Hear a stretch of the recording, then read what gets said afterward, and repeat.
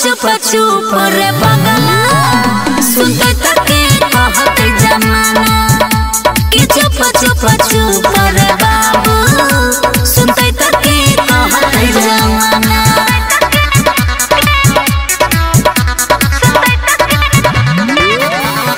Music by DJ Umesh Shukipur Bazar.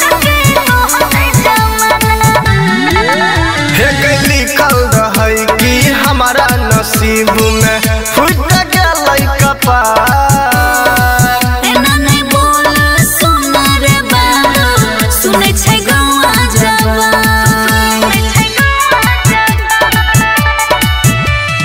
लिखल रहे कि हमारा नसीब में फूट गई कपार।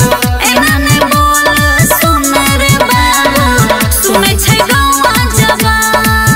जब छोड़ देले हमारा साथ तक कैला करे छे मरैला माना।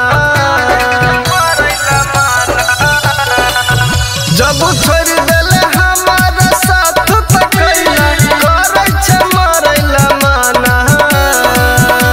चुप चुप चुप रे बाबू सुनते तके कहत जमाना।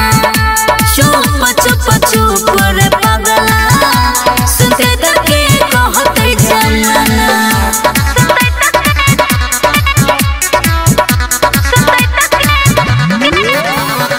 Music by DJ Umesh Shukipur बाजार।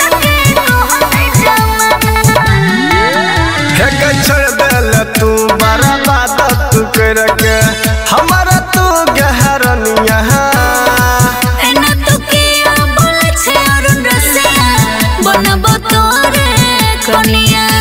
हम बुझले रे अरे जान छोड़ देले तू बर्बाद तू करके हमारा तू गहरनिया। एना तो किया बोले छे अरुण रसिया बनबो तोरे कनिया। सहन पैता सिरी पर सदर गए हना है गई ताना। सहन पैता सिरी पर सदर गए हना है गई ताना। चुप चुप चुप रे बाबू सुनते तके कहत जमाना। चुप चुप चुप रे सोना सुनते तके कहत जमाना। अरे कैला एना बदनाम करे छे।